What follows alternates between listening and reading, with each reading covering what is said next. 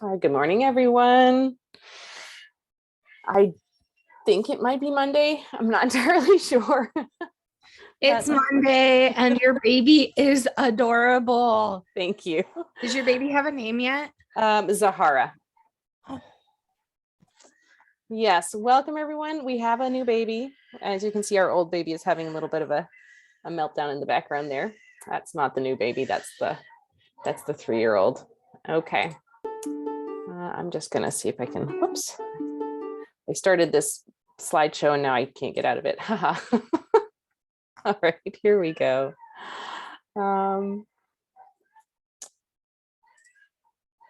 So one of the things we have to do today is just finish up our conversation on microbial growth.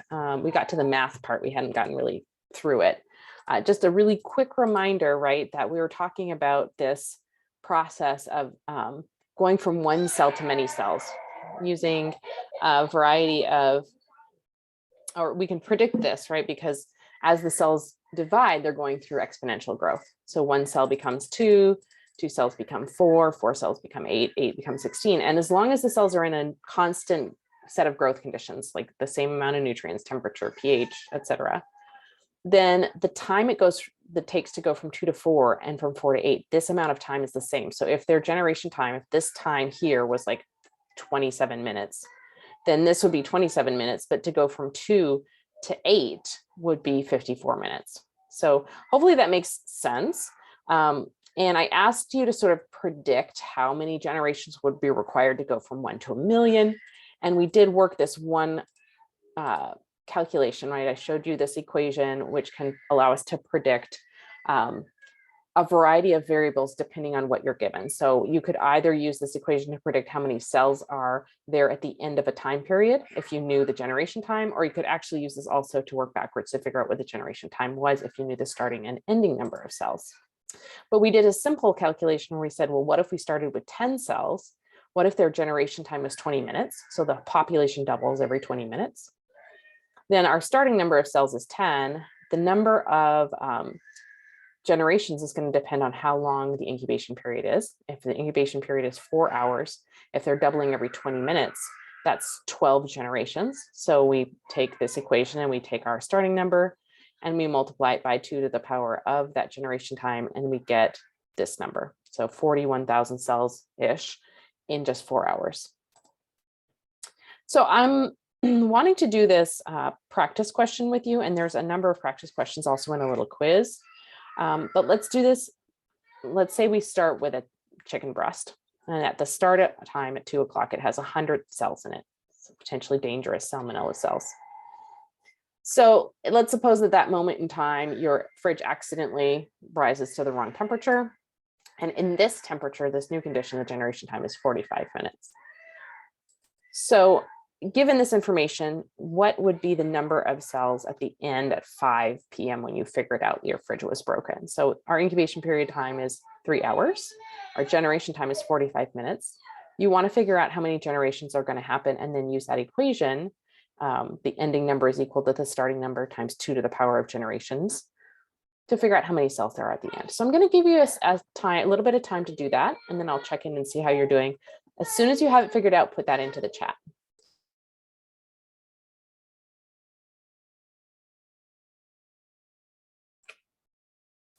All right, so many of you have put your answers in. If you're not sure, you can put a question mark. I'll give you another second to put your answer in if you think you know the answer. But if you're not sure, just put in a question mark and that's fine.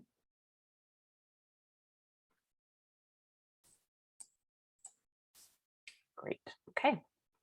So a lot of the people that have put in answers did get the answer correct. Let's just walk through it though. So again, our incubation period is 3 hours, which is 180 minutes. To figure out the number of generation times, we have to figure out how many 45-minute intervals there are in the total incubation period, which in this case, 180 over 45 is 4. So that's 4 generations. So we take our starting number of 100 and we multiply it by 2 to the power of 4. And 2 to the power of 4, if you don't remember your exponents, just means 2 times 2 times 2 times 2. So you multiply 2 by itself 4 times. 2 to the power of 4 is 16. 16 times 100 is 1600. Now, personally, how I do this is much more intuitive. It's the same, but I kind of just do it in my head. I think, okay, well, there's like 4:45 minutes is in it, 180 minutes. And then I go 100 to 200 is the first division, 200 to 400 is the second, 4 to 8 is the third, and 8 to 1600 is the fourth division. So you can, it's the same idea, but basically that's what this part is doing. Okay. So this is showing you kind of the same idea, but a more intuitive method. Once you figured out that there's 4 divisions, you go first division, second division, third division, fourth division, and you get to this number. Okay, now a more difficult question, I don't want to say difficult, a different kind of question that I could ask you that isn't as straightforward with the equation, but once you know how to do it, it's just as easy to do, is to figure out how long the generation time was if I gave you the starting and ending number of cells. Okay, so let's go through that example. Let's suppose we had a hamburger that has 5 E. coli cells in it at 3 o'clock, and then it gets accidentally left out until 6 o'clock. So again, we have a 3-hour incubation period, which is coincidentally the same. It's not always going to be 3 hours. So we have a 3-hour incubation period. And at the end, when it gets served and eaten, it actually has 160 cells in it. So don't worry about this little note here for a second. We're going to talk about that in a minute just for relevance, but how many generations did it take to go from 5 to 160? And how long is that doubling time? So what's the generation time for these cells, right? What's the generation time of these cells at the kitchen temperature? Now, it isn't possible to do this as straightforwardly because actually this question isn't provided in that little equation. You have to first figure out how many divisions there were, and then you've got to figure out, given that that's the number of divisions and this is the total incubation period, what's the generation time? I'm going to give you a second to think about this and see what you can come up with. Put your answer into the chat. If you've no clue at all, you can put a question mark. And if you are able to show your work, that would be helpful to other people. All right, great. So again, it looks like there's some people who have come up with the answer, and I appreciate those of you who were able to show your work as well. So let's talk about it. So again, the simplest way to do this, in my opinion, is you certainly could use the equation, or you could just say to yourself, well, I know I start with 5, I end with 160. How many times did I have to double that population? That'd be the number of divisions. So the first doubling would be take us from 5 to 10. That's 1. The second takes us from 10 to 20. That's the second division. The third division takes us to 40. Fourth takes us to 80, and the fifth one takes us to 160. So that's 5 divisions. And then if we know that we have 5 divisions, we take our total incubation period of 180 minutes divided by 5, and that tells us how long one division was. Here's another way to do it by using the math, right? So we could put our numbers in and we could say, once we have this part figured out, of course, we've got, in order to figure this part out, we could take 160 over 5, which is the ending and starting numbers, is equal to the power of x. So 32 is equal to the power of x. What does x have to be in order for this to be 32? So you could even just start plugging in numbers like 2 to the 3, no, that's 8, 2 to the 4, no, that's 16, 2 to the 5, but there we go, 32. Okay, so there are a couple of examples in the slideshow that I left you with as homework so that you could practice this. And there's also a little quiz where you can do these types of problems. We'll do this one together. So a package of raw chicken thighs has 75 cells at 8 o'clock in the morning. You accidentally leave it in your car until 11. Again, it's 3 hours, which is just a coincidence. I just happen to like 3 hours. So it's not always going to be 3 hours. But at that point, it has 4,800 cells. So what was the generation time? Okay, put your answer in the chat, and if you're able to show your work, that's great. All right, so looks like a few of you have gotten the answer. So instead of me going through it, let's just have someone who feels confident in their answer to just kind of quickly walk us through how you did it. So raise your hand if you're going to be that person. I can also cold call people from the chat. Let me see if there's someone who would like to take the lead here.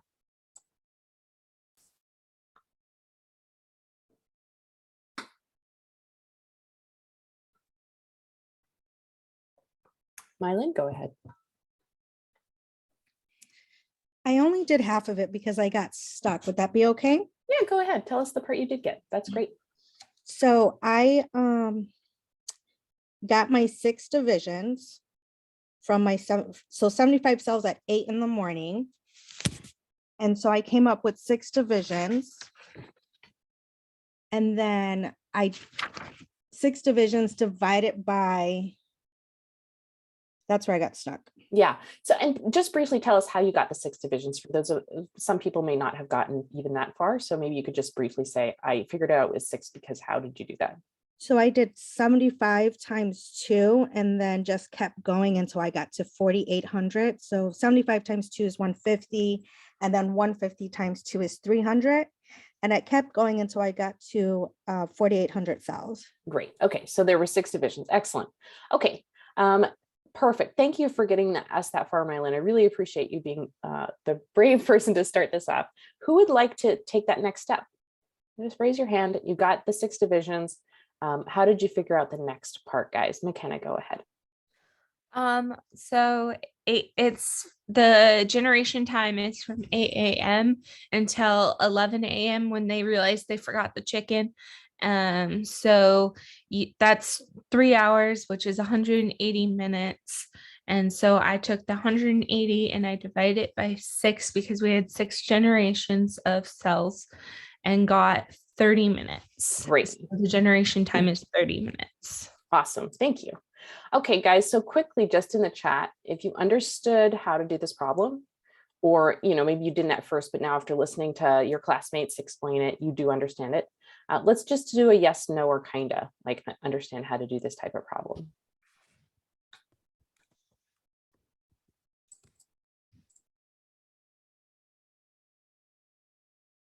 Great. Okay, so I'm going to move on to the next slide, but just a reminder, if you want to stick around in the Q&A, go over any of this again, I'm totally down for that. There's a little quiz you can practice, you can ask me in lab, and then you can also review these recordings.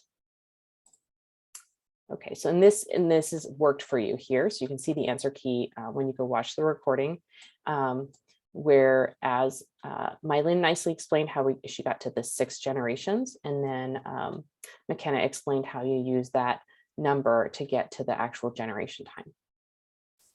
Okay, so let's do another one. Okay, this one is going to be a little bit more involved.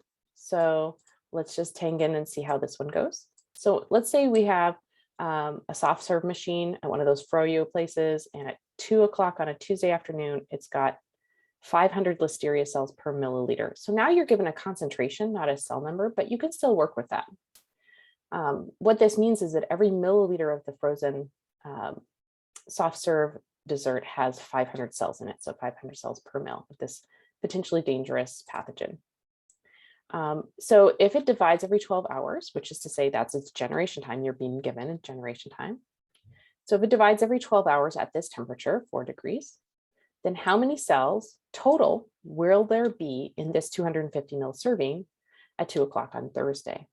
So the first thing you have to figure out is what's the new concentration, right? So you're going to use the n sub t equals n sub 0 times 2 to the power of x. First, figuring out the number of divisions that are available in the incubation period of 48 hours, if the generation time is 12 hours.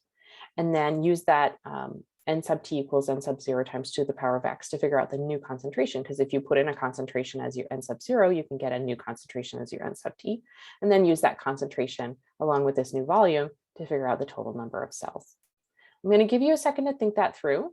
And again, if you don't get all the way through, you can do exactly like what some people have done, which is perfect, and just figure out part of it. And then you'd be able to explain that part. And then other people may be able to take us the rest of the way. So go ahead and give it a shot. Write what you can in the chat. And if you want to show your work, that's also really helpful. And then we'll reconvene in a minute or two after you've had a chance to think it through. All right.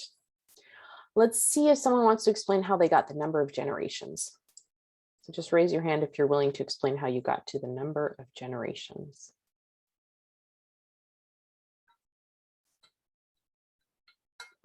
Go ahead, McKenna. So the generation time is 12 hours, and we have a 48-hour period from when the cell count, we've got the first cell count at 2 p.m. on Tuesday to when the customer on 2 p.m. on Thursday filled up her ice cream tub. And so if you divide 48 hours by 12, you get 4. So there's 4 generations. Fabulous. Okay.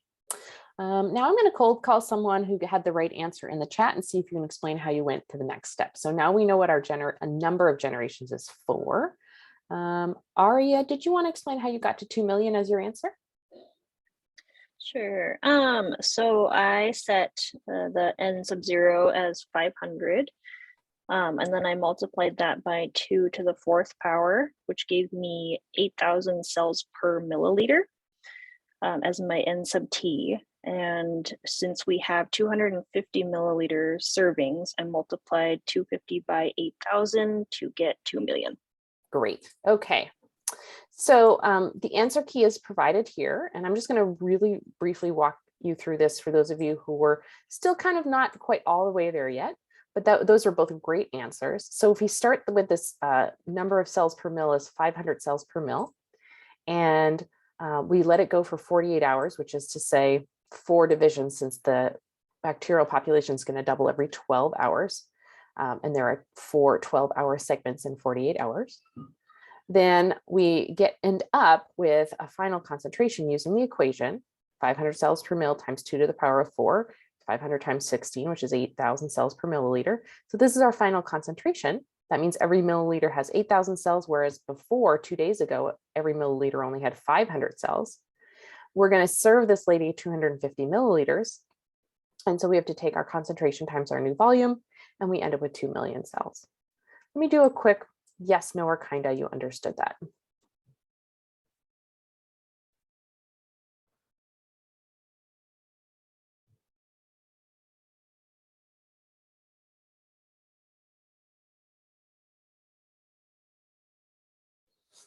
Great.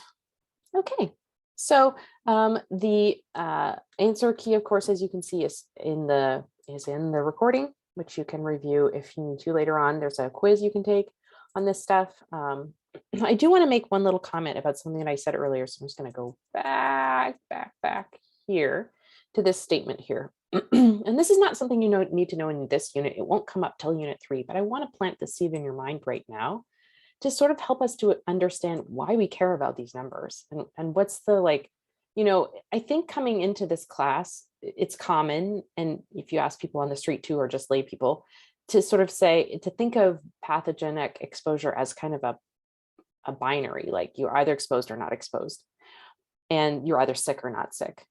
But actually, in reality, a lot of times what happens is that we're exposed to pathogens, but the level of the exposure matters. The length of time, of course, but also like the amount.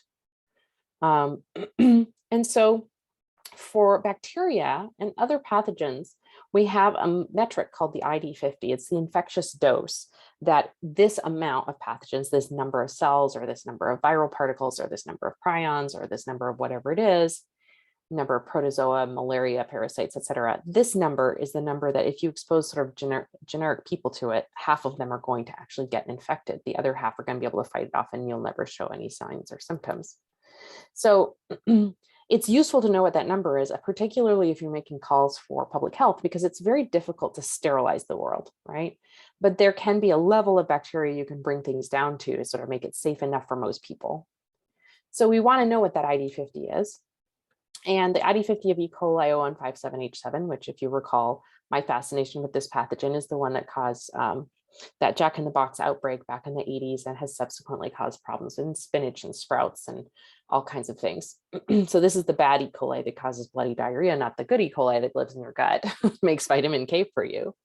But the ID50 is 100, which means that if you exposed 50 people to this 100 of these cells, 25 of them are likely to get sick. Okay. So that's why we kind of want to know what these numbers are, right? So that tells us, oh, 160 E. coli cells, kind of a big deal. 5, not so much of a big deal, right? And just again, sort of to give you a sense that this isn't always the same number. What's the ID50 for listeria? Let's go back. The infectious dose is 1 million. Okay, that's very different from E. coli. But as you can see in this particular example, we have exceeded that infectious dose. So this pregnant lady is really at high risk because in pregnancy, of course, our immune system goes down and we are much more vulnerable to listeria. Okay, now one of the things we didn't get to in the growth section prior is talking about some of these definitional things. When you grow bacteria in particular and some other kinds of well-behaved microbes in broth, in liquid culture, or in a closed system, they go through different phases of growth. So they initially start out with lots of nutrients and access to all kinds of things and good and low levels of waste.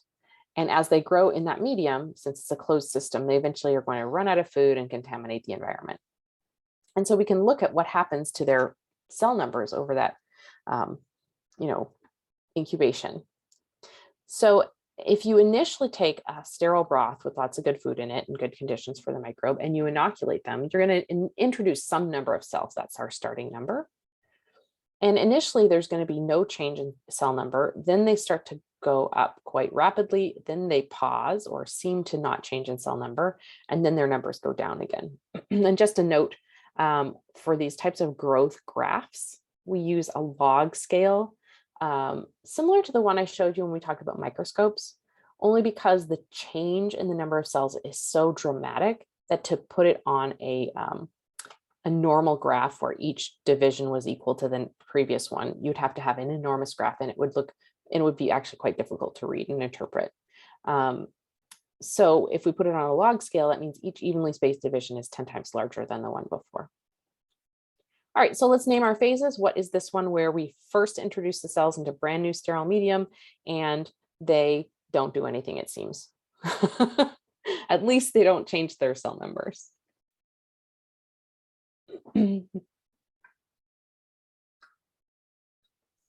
Correct. That is lag phase. Lag, L-A-G, lag. All right, next, at some magic point, they just start to take off and the cell numbers go way up. What are we in now? Correct. We are now in log, L-O-G, or exponential, E-X-P, log phase. Then we seem to hit a wall and the numbers again flatten out. We are now in, correct, we are now in stationary phase. And finally, for whatever reason, the numbers decline and we are now in the, yes, we're now in the death phase. Good job. Okay.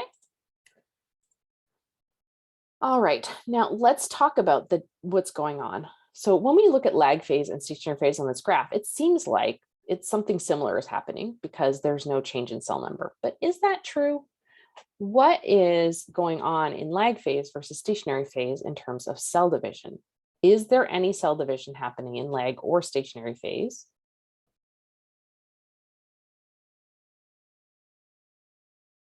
So comparing them to each other, is there no cell division in either? Is there cell division in one? What's happening?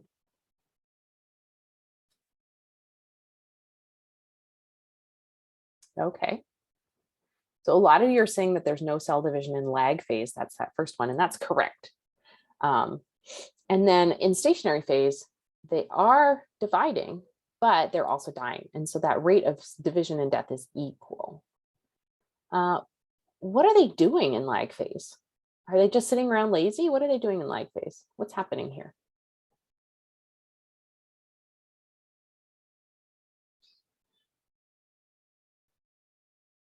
Exactly. Yeah, they're checking out their new environment and they're making appropriate enzymatic changes, usually at the genetic level. They're like, oh, I see this type of food is available. Let me go make some enzymes that would allow me to metabolize that. So they've got to adjust to their new environment. Even if their new environment is awesome, they still have to do something about it, right? They still have to prepare themselves because whatever they came from before is different.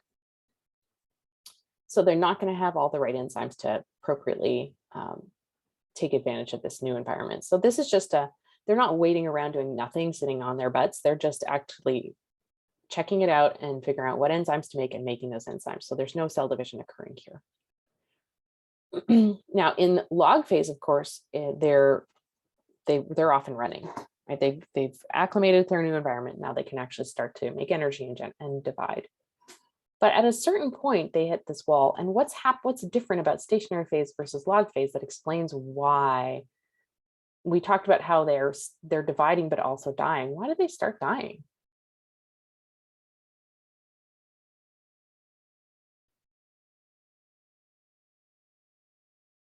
Yeah, that's right. They run out of food. And Leslie, did you have an additional comment or question, or was that your answer? That was my answer, that they were running out of food. Excellent. And you are right. Yeah, they're running out of food.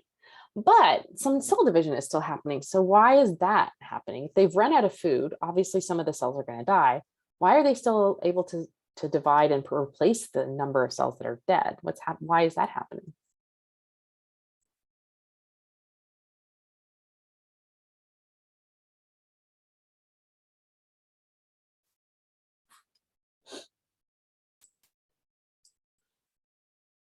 Yes.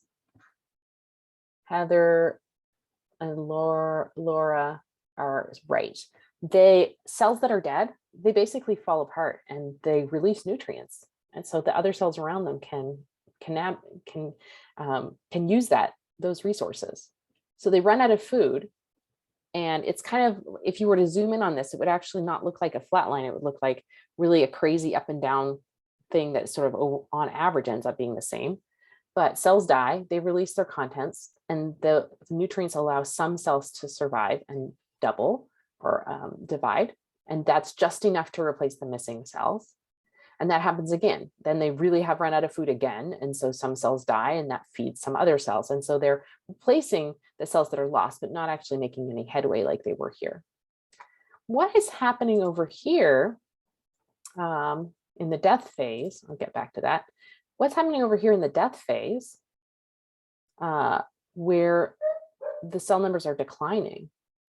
What's different about this death phase versus stationary phase? So here we've run out of food and dying cells are feeding living cells, but what's happening in death phase? It's explains this.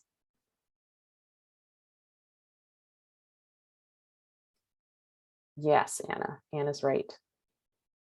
Because as cells die, you would expect if this, same whatever is happening here, like as cells die, it should be feeding lots of cells. So we should still be able to maintain our population.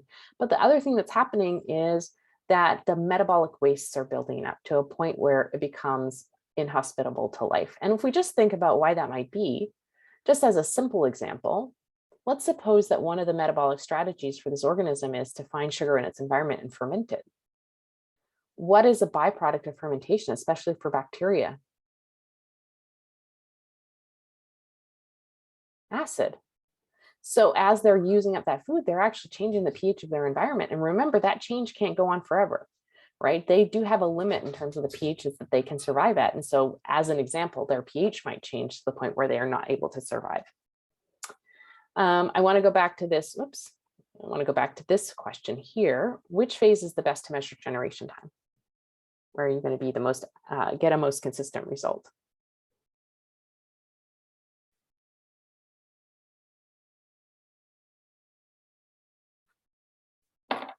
That's right, log phase. Log phase is where you can get a consistent generation time. If we compare log and death phase, right? So we compared it to stationary phase. Now let's compare log and death phase.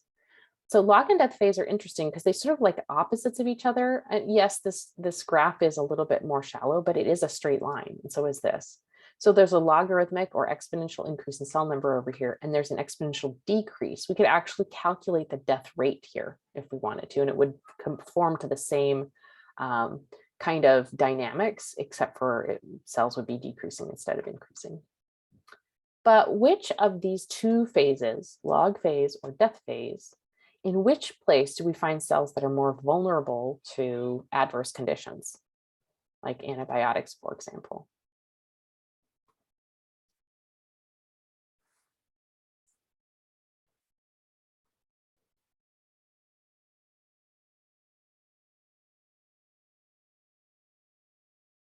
That's right.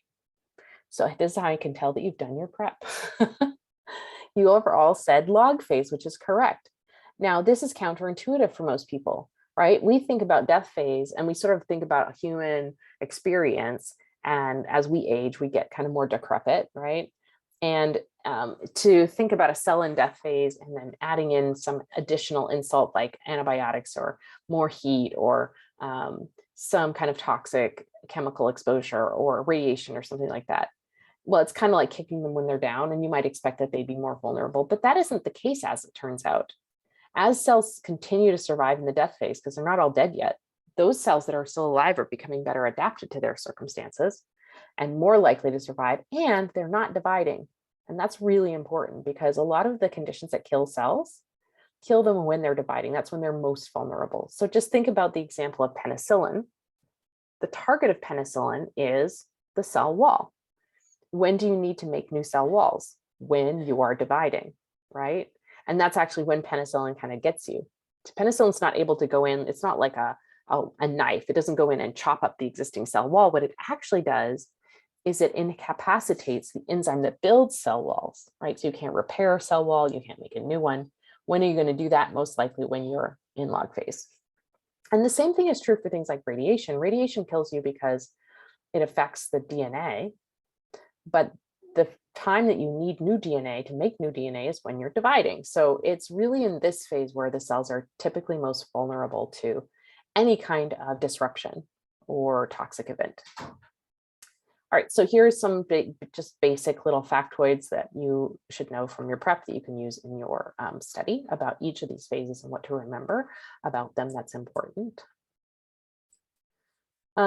Looking at our time, I'm going to skip over this. It's a fun activity, but not super necessary for you. You can look over these slides on your own and see if you can figure them out. Ask me questions if you can't, and some of the answers are provided in the recording. But I do want to take our break because we need to move on. And it's sort of a natural time to do that. We're just a few minutes ahead of our normal break time, but we do need to talk about metabolism. And so the one thing I want to do before the break really quick, and let's see if I can get out of this slideshow. My goodness, it's really giving me a hard time, is the unknown ID project. And then after the break, we'll just hop right into metabolism. Okay, see if I can get this to work. Oh no, that's not what I wanted. Dear, oh dear. Where is it? Give me 1 second here. I'm sorry, guys. I lost my PowerPoint on the massive confusion that is my desktop right now. There we go. Perfect. Okay. So I just want to sort of say a word about where you should be in your unknown ID project. So you should have completed check 1 already. Everyone has done that. If you didn't get a 5 out of 5, you need to figure out why. And you need to sort of, check yourself before you wreck yourself. Talk to me if you need help. So you should be moving into part 2 where you figure out your group. Once you know your gram status and morphology, you can use that dichotomous key to work towards your group. And you're going to do that in order to figure out what part of the Burgess table to use, and then eventually narrow down to a species. So your group contains anywhere from several dozen to several hundred species that you then have to narrow down from. You'll see online there's a deadline for the part 2 to be finished, and where you submit your lab notebook again for another check. That's on February 6th. This is actually a flexible deadline. It's highly recommended because you are capable of getting it done by then. And if you don't, you will find that the rest of the quarter becomes ever more stressful because you're kind of getting behind on everything. So my strong recommendation is that you get it done this Sunday if you can, but if you can't, there's still time. Okay, so I don't want you to stress unduly if you're like 1 or 2 days after that or something, but you should put a fire under your butt and make sure that you're getting really close to this deadline if you can. And that's because, again, this part here that you haven't gotten to yet is the longest part. It could take several weeks, and or some cases for some people longer, like 6 weeks or something. So you want to really get on it. Okay. And so just a couple things I want to remind you about. This is where you're going to submit your requests for tests in order to do part 2. You're using your dichotomous key, and it is a 1 step at a time process. Like you start from the top. What's the first decision point? You ask for a metabolic test that will answer that question. And then that directs you either to the left or the right of your key. And then you're going to reach another decision point and have to request another test. And again, that'll tell you if you go to the left or right. And at that point, you may be in a group. So it's a decision tree. And in order to know which way to move down it, you're going to ask for metabolic tests from the technician. You want to make sure in this part of the project, part 2, you're asking for one test at a time until you get to your group. And then make sure that you're using the wording and the name of the test that's provided in the micro test reference document. And then note that tests are sometimes named sort of similar to what the question is, but not always. So if you're really stuck, you can ask for help. Okay, so we're going to get to this metabolic stuff after the break, but I do want to take that break now, and I will see you in 10 minutes, top of the hour at 11